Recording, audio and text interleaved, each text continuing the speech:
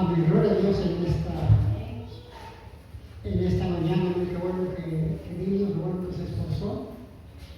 Y sea bienvenido. Me quiero empezar sobre este tema de Jesús no vino por el justo, sino por el pecador, ¿verdad? Porque realmente el Señor Jesucristo nos dio una gran enseñanza, ¿no? Que realmente Él no despreció a los pecadores.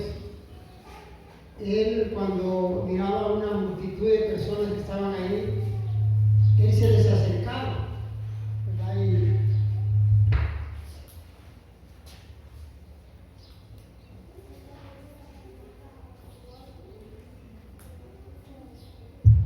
Y podía convivir, ¿verdad?, con ellos, porque realmente a eso Dios nos llamó, ¿verdad? No a predicar al justo, porque el justo pues ya está salvo, ya está ahí, sino que al pecador. O sea, por eso el Señor, Él nos da ese ejemplo claro de que Él no vino, ¿verdad?, con el justo, porque mucha gente en aquel tiempo, los fariseos, ellos se sentían tan justos, tan legalistas, que ellos creían que nadie los podía corregir, ¿verdad?, porque ellos pensaban que estaban en lo correcto, o pensaban que estaban haciendo las cosas bien, porque ellos, lo importante para ellos era lo exterior, cómo se vestían, cómo se miraban, cómo la gente los miraba, en los restos, los turbantes. Para ellos no les importaba lo interno, o sea, lo del corazón. Ellos lo que querían solamente aparentar, ¿verdad?, que ellos eran muy santos, y realmente podemos darnos cuenta que el Señor los confrontó. El Señor les dijo: ustedes realmente son como sepulcros blanqueados. O sea, por fuera está muy bonito, ¿verdad?, pero en sus corazones hay mucha maldad. Y eso, hermano, quiere decir que el Señor en su gran misericordia quiere que nosotros nos esforcemos, ¿verdad?, y estar tratando de hacer lo que dice la palabra. Porque la Biblia, ¿verdad?, es claro, o sea, dice, ¿verdad?, que nosotros no ser oidores nada más de la palabra, sino hacedores de la palabra, ¿verdad? Mucha Biblia, mucho conocimiento, pero no hay temor en nosotros. Entonces, es importante que tengamos el temor a Dios. Muchos de nosotros hemos leído la palabra, la hemos estudiado, hemos escuchado la palabra, pero eso no es suficiente. Lo que es suficiente es que uno se esfuerce en poner en práctica, cada quien en su área, cada quien en su responsabilidad, ¿verdad?, de estar obedeciendo la palabra. Es cierto, el Señor en su gran misericordia, Él nos dejó ese ejemplo para que nosotros sigamos sus pisadas, sigamos, ¿verdad?, ese ejemplo de amar al pecador, o de tolerar al pecador, y no porque está usted caminando y encuentra una persona tomada, tirada, y darse la vuelta o caminar hacia otro lado, sino que todos somos pecadores, ¿verdad? Entonces el Señor quiere que entendamos que a eso vino Él, a enseñarnos a nosotros, ¿verdad?, que debemos de ir con el pecador. Amén. Jesús no vino por el justo, sino vino por el pecador. Y la palabra Jesús ya la hemos mirado varias veces, y somos, que es una transliteración del nombre hebreo Josué, significando Jehová es salvación, esto es el Salvador. Es un nombre común entre los judíos, y no del griego ou, no expresando una negación absoluta. Se traduce siempre como no. Venir del griego eisodo, que es entrada, de dos palabras, eis, en, y hodos, camino, entrada o adentro. Se traduce una vez venida de la venida de Cristo a la nación de Israel. El justo es del griego dikaios, que se usó al principio de personas observantes de dike, que es costumbre, que es regla, que es derecho, especialmente en el cumplimiento de los deberes hacia los dioses y hombres, y de cosas que se ajustaban a derecho, de no terrenos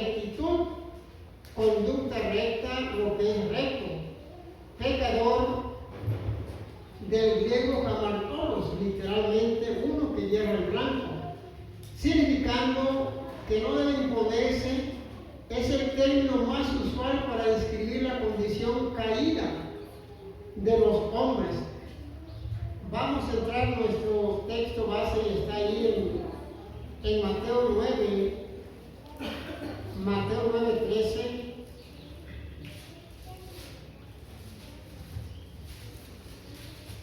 Amén, Mateo 9:13. Ya está ahí. Dice la palabra de Dios en Mateo 9:13, nuestro texto base. Y aprender lo que significa: misericordia quiero y no sacrificio, porque no he venido a llamar a justos, sino a pecadores, al arrepentimiento. Vamos a orar, amén, por la palabra de nuestro Dios en esta mañana. Padre, te damos gracias, te pedimos que tú bendigas, Dios, en gran manera tu palabra, Señor, que no vuelva vacía, que dé fruto en nuestras vidas.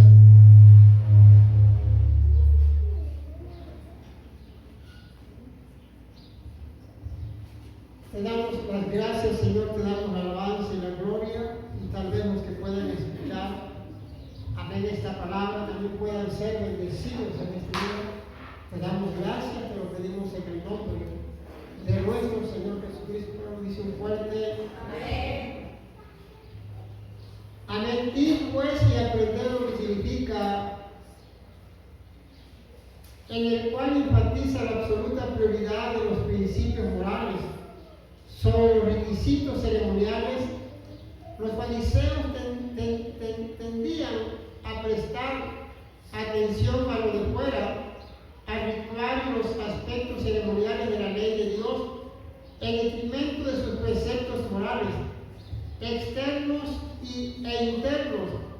Se hicieron huraños legalistas, despreciables para otros. Jesús nos recuerda que Él vino al pecador no al justo, porque ellos se creían más justos, legalistas, ¿verdad? Como Él mismo también lo dice en el verso anterior, que Él no vino al sano, o no vino al que está sano, sino que al enfermo. Y podemos mirar, ¿verdad?, que el Señor Jesucristo, Él les explicó muy claro a ellos, porque siempre lo estaban, siempre murmuraban de Él, o siempre estaban hablando de Él, cuando el Señor Jesucristo quería, ¿verdad?, o trataba de acercársele al pecador o a los que estaban ahí reunidos. Luego inmediatamente los fariseos decían: este hombre, no creo que sea un hombre de Dios, porque mira cómo está con estos pecadores, es tomador de vino. Y querían juzgarlo, querían criticarlo, querían mirar, o sea, algo en él mal. Y por eso al Señor Jesucristo le decían: este hombre es un hombre que anda con los bebedores y anda con los pecadores. Y Él le recalca que Él, como está diciendo, misericordia quiero y no sacrificio. O sea, misericordia quiero y no sacrificio. O sea, el Señor ya está.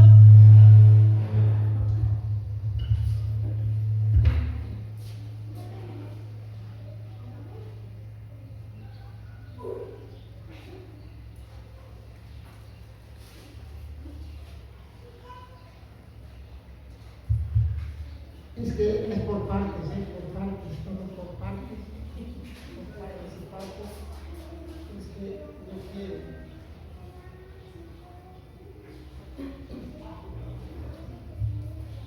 Entonces yo creo que el Señor, ¿verdad?, quiere que nosotros entendamos, ¿verdad?, que Él vino al pecador, ¿verdad?, para que se arrepienta. Porque nadie puede decir: yo soy perfecto, yo no tengo ningún error, yo no hago nada malo. El hermano sí, la hermana sí, y así, hermano, todos pecamos, todos cometemos errores, todos hacemos cosas. Entonces, si el Señor está diciendo que Él no vino al justo, vino al pecador, porque de una u otra manera fallamos a Dios, que no queramos darnos cuenta, que no queramos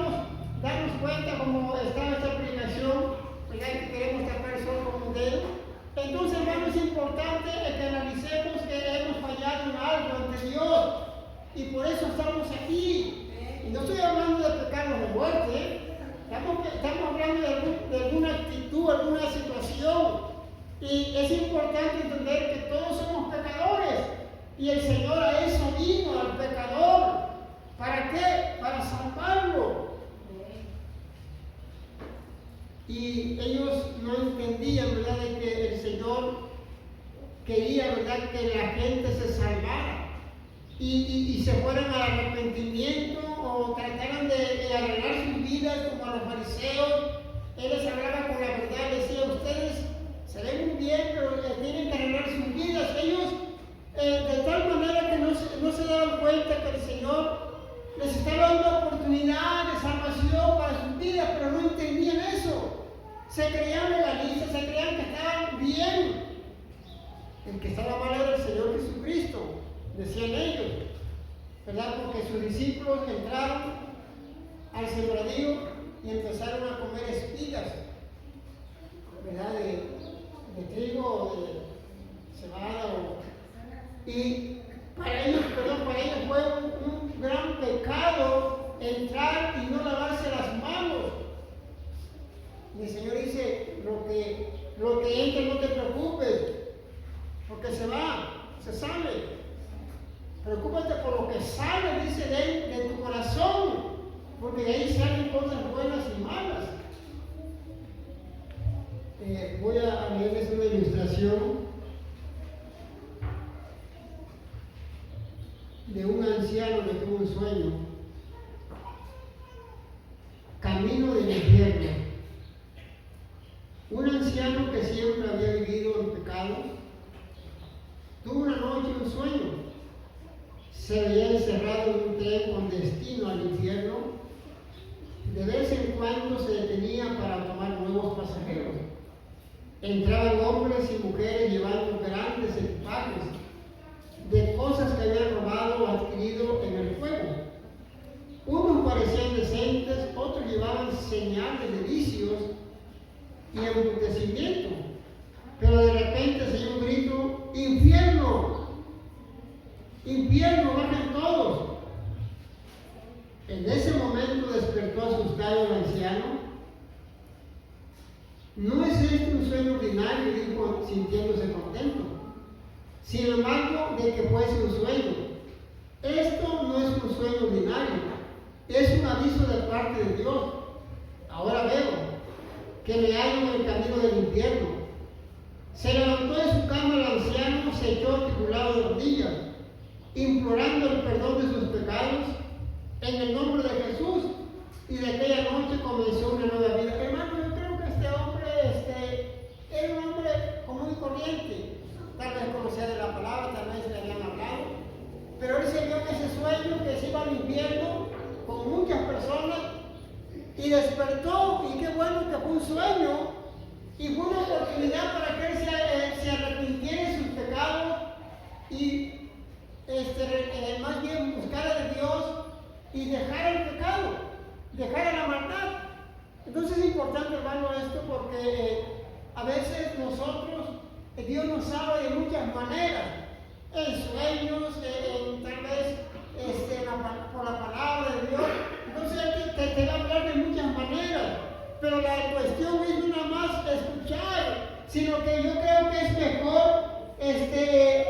poner en práctica lo que Dios nos habla, porque no somos de palo, somos personas que pensamos, personas que sentimos, ¿verdad?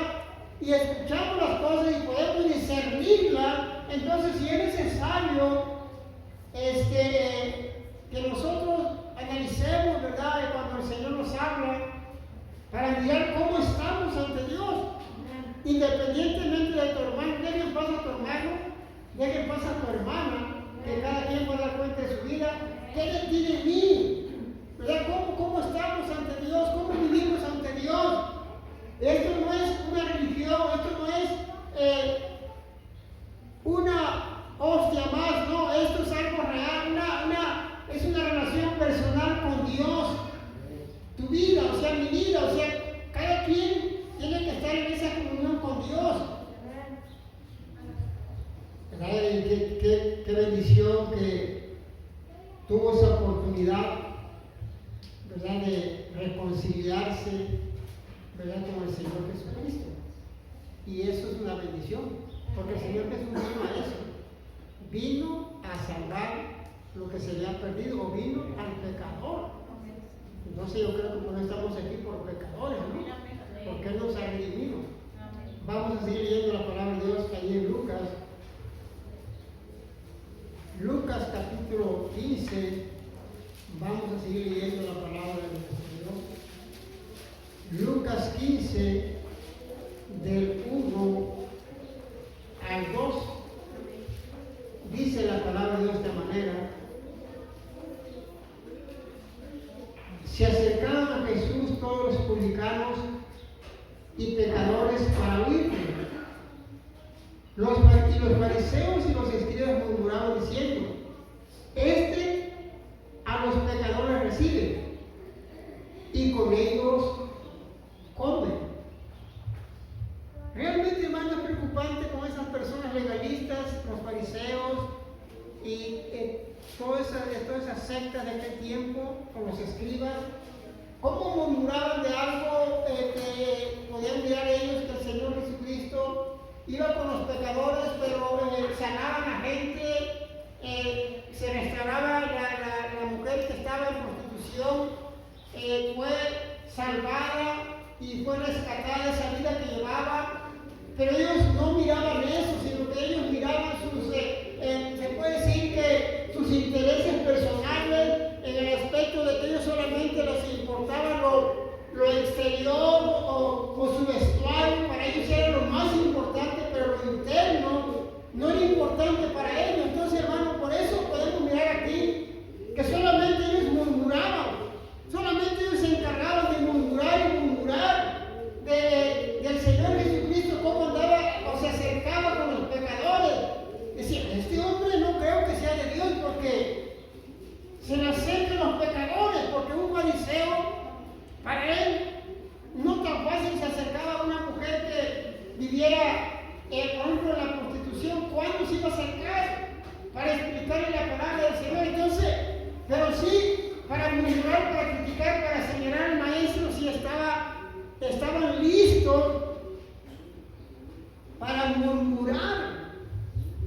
Entonces, hermanos, esto podemos autoanalizarlo y decir, bueno, muchas veces nosotros también podemos estar mirando las cosas de otras personas, ¿verdad? Y lo vemos como pecadores, como lo más peor.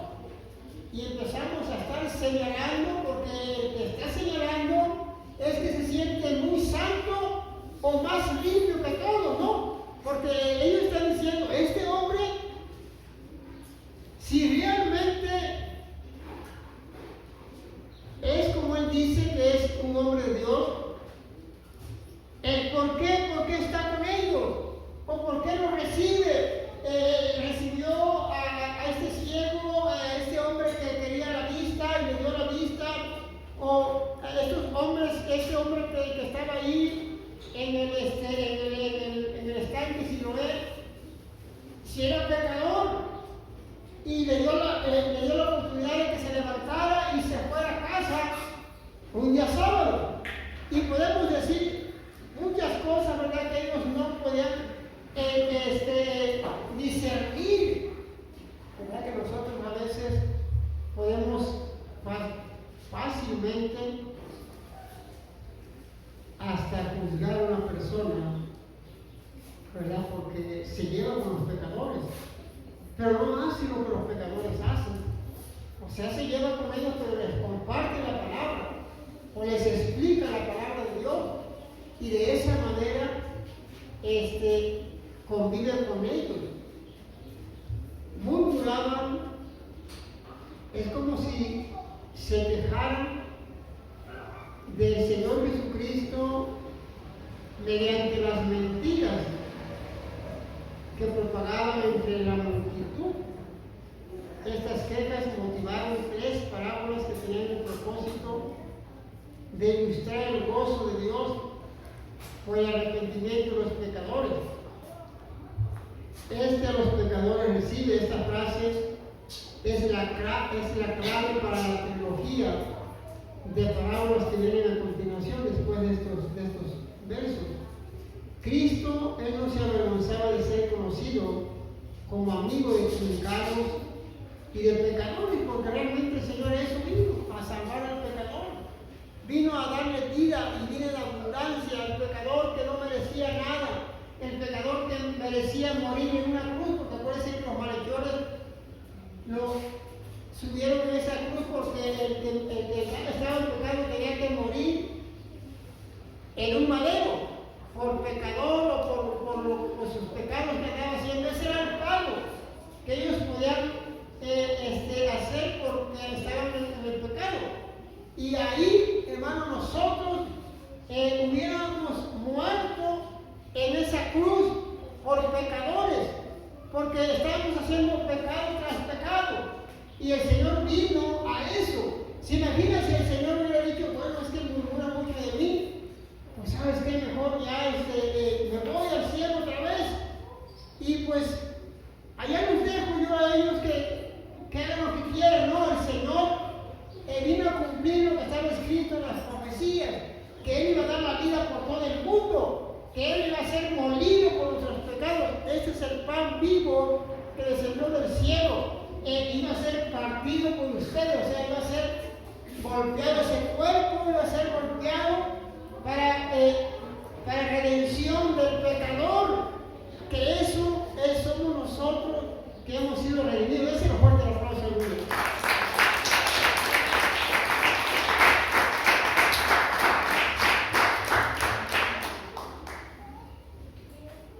No les gustaba nada a ellos lo que hacía el Señor Jesucristo. Entonces, hermano, nosotros tenemos que seguir haciendo, seguir predicando la palabra de Dios al pecador que está allá afuera, al que realmente lo necesita. ¿Verdad? Usted no se detenga, usted siga predicando la palabra de Dios a esa gente, porque el Señor Jesucristo nos pone el ejemplo claro que Él vino por el pecador. O sea, el más vil de afuera. Dios quiere también que conozca la palabra, porque sea redimido, ¿verdad?, por su sangre preciosa. Vamos a seguir leyendo la palabra de Dios allí en Lucas 15, 7. Dice la palabra de esta manera: os digo que así habrá más gozo en el cielo por un pecador que se arrepiente, que por 99 justos que no necesitan de arrepentimiento. Entonces aquí es claro, dice que habrá más gozo en el cielo por un pecador que se arrepiente, que todos los justos de la tierra. O sea, es como nosotros nos reunimos aquí, gloria al Señor por ello, y hemos sido redimidos, y pues el Señor, ¿verdad?, nos ve que nos reunimos, llegamos, y sí, o sea, está bien todo, pero cuando viene una persona nueva, que viene por primera vez y acepta a Cristo, y es tocado por Dios, hay fiesta en los cielos. O sea, en el cielo hacen una gran fiesta ya, porque un pecador llegó a esa iglesia y están gozosos allá en el cielo por ese pecador que llegó. Y no estoy diciendo que cuando llegamos nosotros, el Señor se molesta, no se molesta, pero póngase a pensar, no son 5, no son 500 ángeles en el cielo, son miles y miles de ángeles. Imagina, póngase a pensar usted por un momento. La fiesta que hacen, los gritos que hacen, la música que se toca, hay una gran fiesta. No sé, me están entendiendo, ¿eh? Y dice que 99 que no necesitan arrepentimiento. Yo creo que es una bendición, ¿verdad?, que cuando una persona llega a la iglesia por primera vez, se arrepiente ahí, es una alegría arriba en el cielo, es un gozo. Entonces nosotros tenemos que provocar esas fiestas en el cielo, trayendo gente nueva. trayendo una persona nueva para que se arrepienta, para que busque de Dios y tenga su fiestón arriba. Gozo en el cielo también se puede referir a Dios mismo, cómo se gozan allá en el cielo, cómo se gozan el Padre y el Hijo allá. Mientras los fariseos se quejaban y murmuraban en la tierra que por qué en el día sábado exactamente, por qué sanó esa persona, por qué lo liberó. Mientras ellos se quejaban, Dios en el cielo se gozaba y con compañía de todos los ángeles que están en el cielo, ¿se imaginan? Se ponían la fiesta en el cielo por una persona nada más. Dice, pero es uno, pero para Dios una persona es una gran bendición, porque está diciendo, mi hijo valió la pena que bajó a la tierra y dio la vida por todo el mundo, pero esa persona reconoció ese gran sacrificio y se ponen a hacer fiesta arriba del cielo por una persona que llegó. Que los justos que no necesitan de arrepentimiento, es decir, quienes se consideran justos en su propia opinión a veces, nosotros aquí nos gozamos al ver que todos llegaron a la iglesia y se llenó. Y nos gozamos, decimos, oh, gloria al Señor. Pero nuestro Dios se goza en el cielo cuando llega un nuevo a la iglesia. Y tienen ellos su fiesta arriba. ¿Se imagina usted por un momento cómo ellos hacen ese ruido? ¿Cómo hacen ese ruido en el cielo? Por una persona que llegó. Cuando usted llegó por primera vez, hicieron fiesta en el cielo. O sea, se gozaron allá. Los ángeles estuvieron contentos, felices, porque usted llegó por primera vez. Yo creo, hermano, que es importante entender esto. Cuando decimos, híjole, no llega nadie a la iglesia, es que nosotros tenemos que provocar eso, trayendo una persona, convenciendo a una persona para que busque de Dios, y de esa manera que en el cielo haya fiesta. Pasan semanas, días y no hay fiesta en los cielos. Dicen los ángeles, ¿qué estará pasando ahí ahora? La iglesia no recibe tiempo pasivo. Ya no ha llegado ninguno. Y cuando llega una persona, empieza la fiesta en el cielo. Déselo fuerte el aplauso, hermano.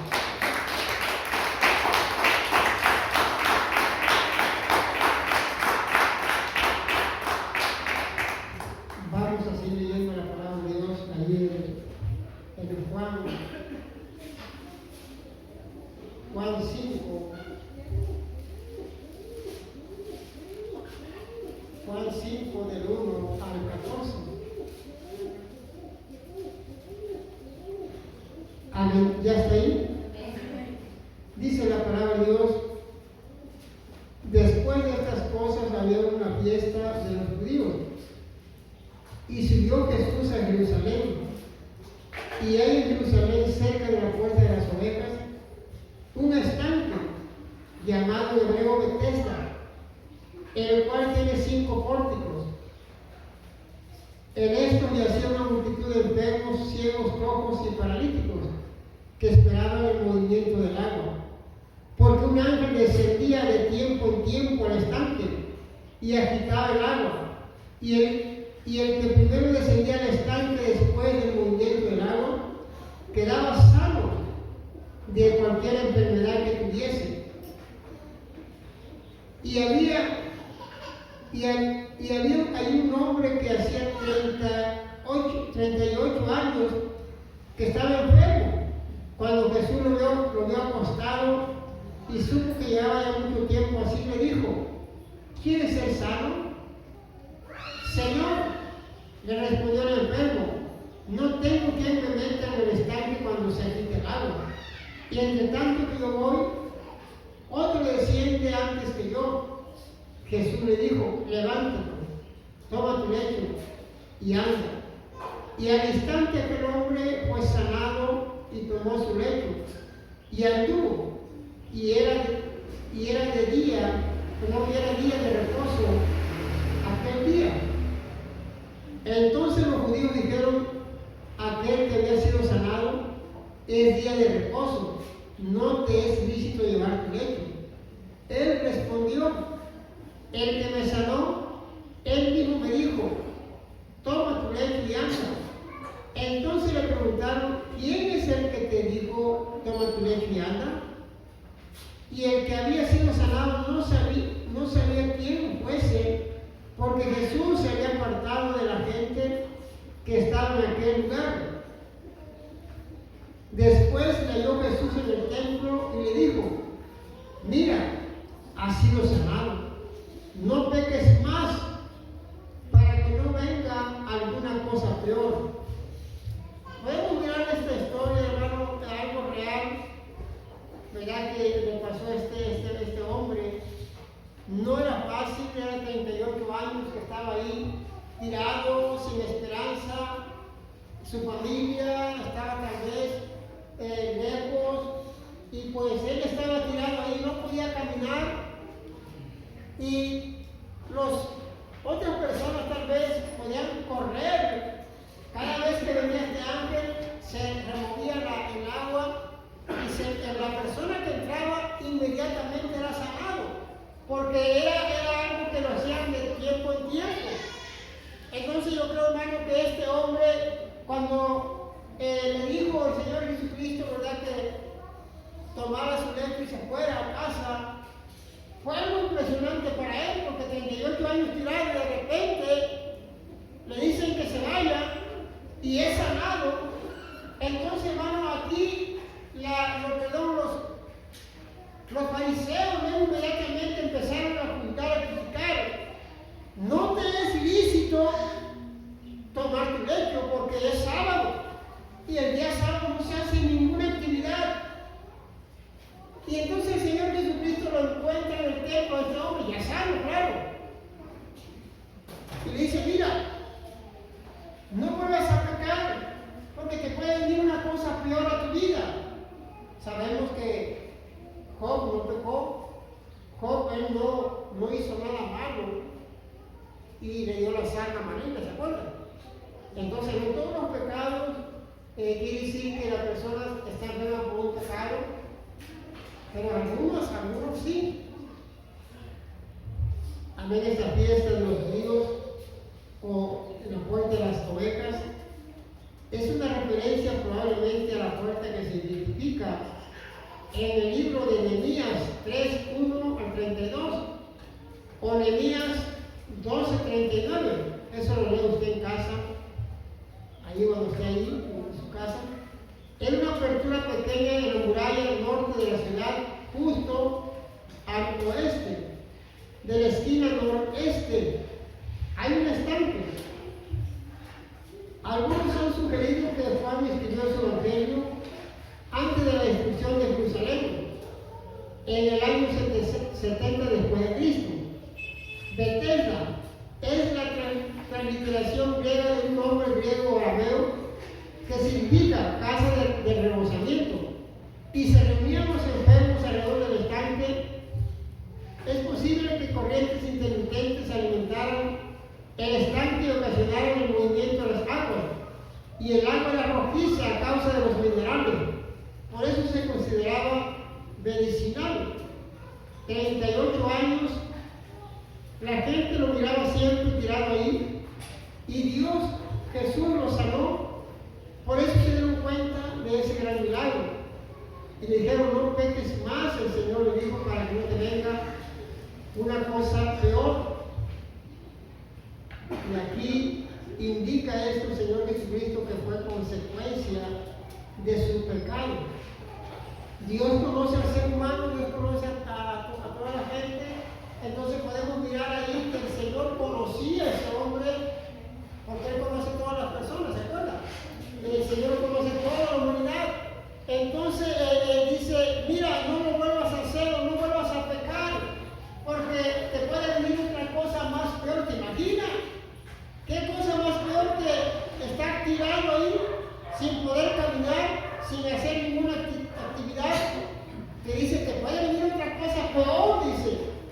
Por eso es importante no entender esto, que el Señor conoce los corazones y dice, mira, no vayas a volverlo a hacer, porque si lo vuelves a hacer te puede venir otra cosa mucho más peor de la que, si de verdad 78 años, ahora te van a estar 100 años, ¿no?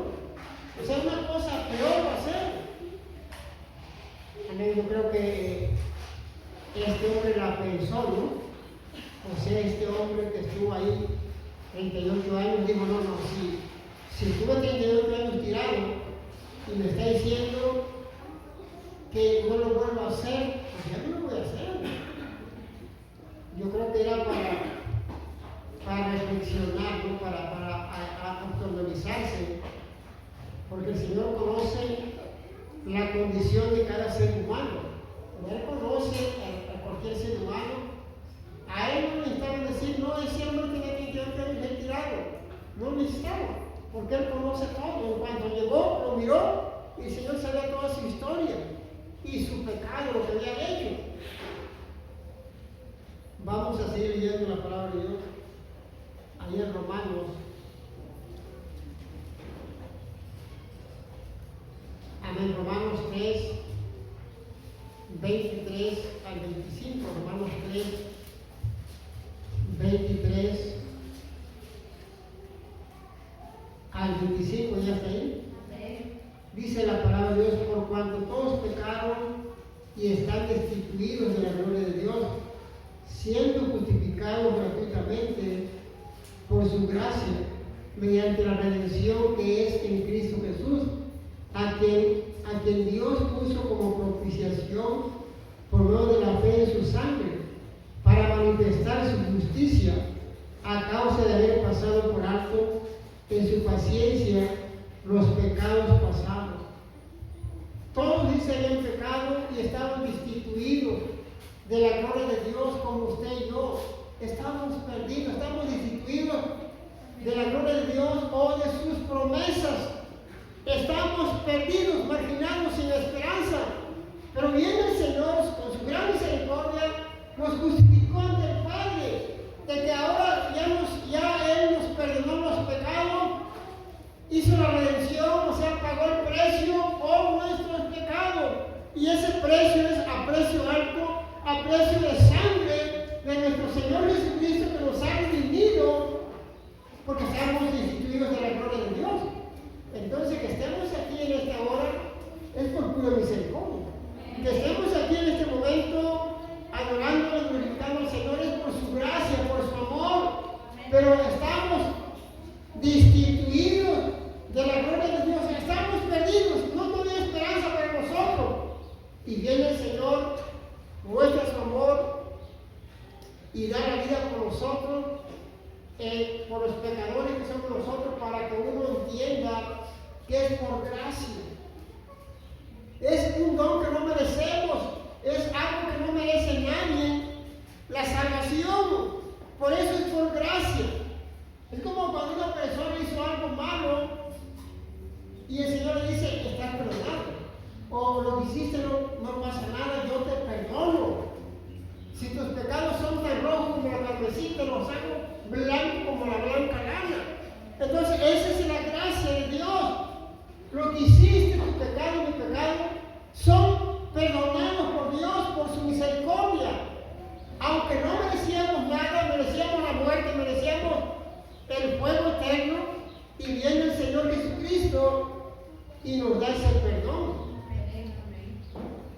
Y luego es gratis por su sangre preciosa. Entonces todos estamos destituidos de la gloria de Dios.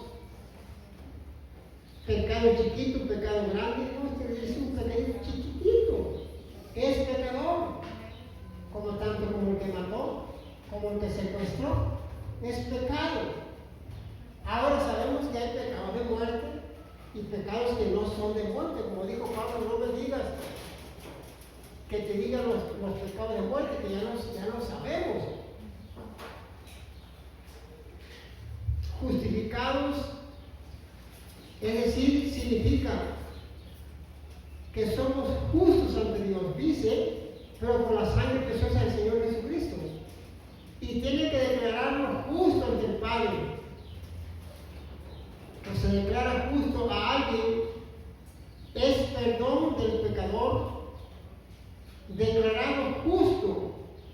Por el gran sacrificio de nuestro Señor Jesucristo en la cruz, el pecador recibe este regalo de la gracia de Dios solo por medio de la fe, gratuitamente, por su gracia.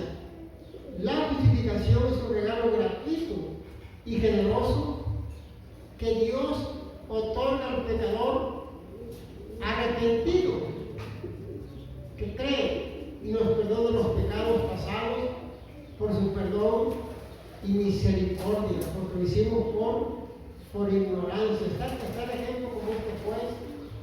Pero este juez lo conocen en esa ciudad y se lleva con los jóvenes. Y resulta que este juez ayuda a un joven. Dice, mira, te voy a ayudar, ¿verdad?, en esa situación que tú hiciste aquí en la calle. No hay problema, no te preocupes. Estás perdonado por lo que me hiciste. Y este juez lo perdonó. Ahora, este muchacho se sentía aventurado porque este juez era su amigo y quiso ser de las suyas. Mató, secuestró, y él dice, es mi amigo el juez. Y resulta que lo llevaron a la condena, lo llevaron para que él diera el veredicto, para que él pudiera hablar. Y él decía que era inocente. Y el juez le dijo, mira, si tú eres inocente, vas a salir por esa puerta. Pero resulta que llegaron los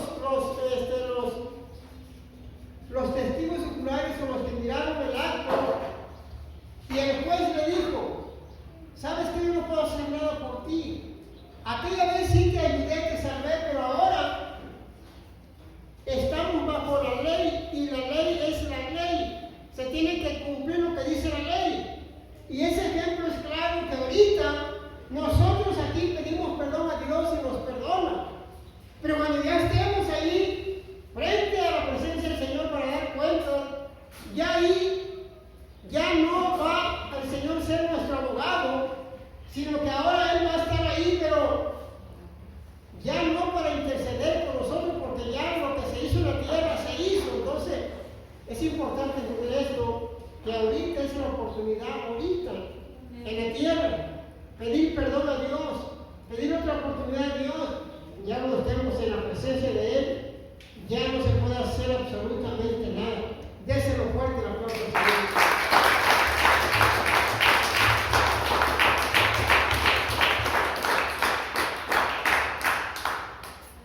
Vamos a seguir leyendo la palabra de Dios en esta mañana. Romanos 5, 8, más adelante.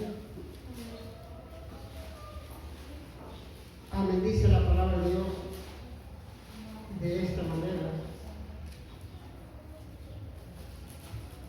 Dice, mas Dios muestra su amor para con nosotros, en que siendo aún pecadores, Cristo murió por nosotros. Pues mucho más, estando ya justificados en su sangre, por Él seremos salvos de la ira. Porque si siendo enemigos, fuimos reconciliados con Dios por la muerte de su Hijo, mucho más, estando reconciliados, seremos salvos por su vida. Y no solo esto, sino que también nos gloriamos en Dios por el Señor nuestro Jesucristo, porque hemos recibido ahora la reconciliación. Hermano, ahí está. ¿Qué más queremos de nuestro Señor Jesucristo? Es su amor grande que Él demostró para nosotros, que aún siendo pecadores, Él murió por nosotros. Ese es el amor grande de Dios que Él nos demuestra a nosotros, que aún que éramos pecadores, aún que merecíamos lo peor para nosotros, aún así no le importó y Él murió por nosotros. Yo creo que es una gran bendición ser agradecido con Dios. Nuestro Señor Jesucristo no murió por gente justa, ni por los que habían hecho el bien a los demás. Entonces, ¿por quién fue? sino por los pecadores, es decir, por gente impía e injusta, que vivía en deliberada rebelión contra Dios. O sea, hermano, lo peor, lo más vil de la tierra, lo marginado, lo que nadie quería. Vivía en pecado, en maldición contra Dios. Entonces la muerte en la cruz no solo puso manifiesto el amor de Cristo, sino también el amor de Dios Padre para con nosotros. La justicia y la rectitud de Dios condujeron a su plan de salvación mediante la muerte de Cristo, pero fue su amor lo que motivó este plan. Hermano, es que el amor de Dios, del Padre, es tan grande como usted no se imagina. Dice, porque de tal manera amó Dios al mundo que dio a su Hijo unigénito, para que todo aquel que cree en él no se pierda, mas tenga vida eterna. Dios muestra su amor para con nosotros, que aunque éramos pecadores, aún así dio la vida por nosotros. No le importó que hubiera dicho, no, es que son pecadores. No le importó. Él dio la vida por nosotros. Ese es lo fuerte de la cruz.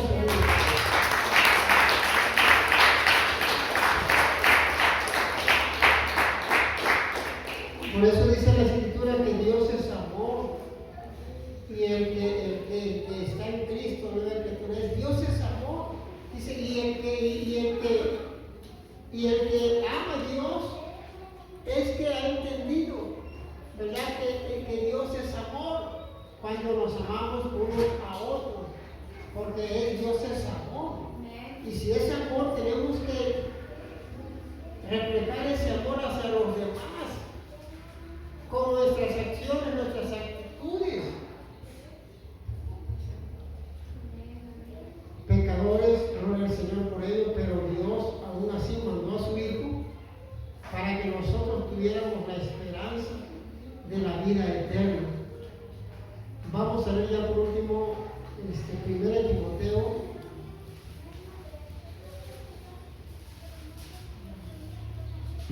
1 Timoteo 1:15. ¿Ya está ahí?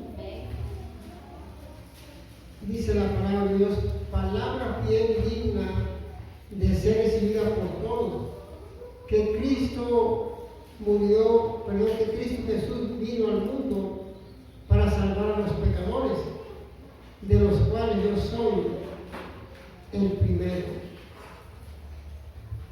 Yo creo que Pablo no se equivocó aquí. Pablo dice que palabra fiel y digna de ser recibida por todos. La palabra de salvación es digna de ser recibida por todos. La palabra de vida, de eterna, es la misma Escritura, que es recibida por todos, es digna. O sea, si el Señor vino a salvar al pecador, su palabra es digna. Que el pecador se dé cuenta que Dios tiene un plan para sus vidas. Es digna de ser recibida por todos, porque la gente que escucha un mensaje de salvación de poder es digna de ser recibida, porque no es una palabra de un hombre, es la palabra misma de Dios que está transmitiendo el mensaje, está transmitiendo lo que Él quiere decir, es el mensaje de Dios a las personas para que se salven, para que ellos puedan tener un nuevo destino en sus vidas. Porque es palabra fiel y digna. Y cuando dice palabra fiel y digna de ser recibida, no nada más lo que a uno le guste o un mensaje que nos guste, sino que también cuando sea algo que no nos guste, es digna de ser recibida por Dios, porque es palabra de Dios.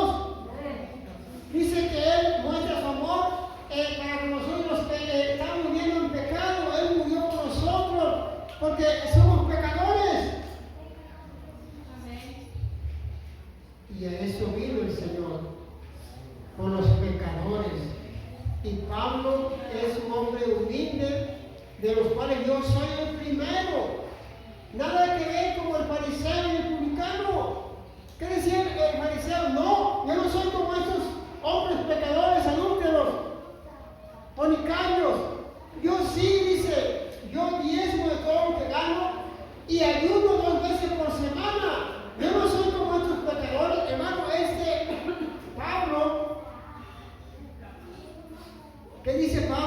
de los cuales yo soy el primero, o sea, yo soy el más pecador. ¿Y por qué dice más pecador? Bueno, porque él estuvo ahí, consintió la muerte de Esteban, ¿se acuerda?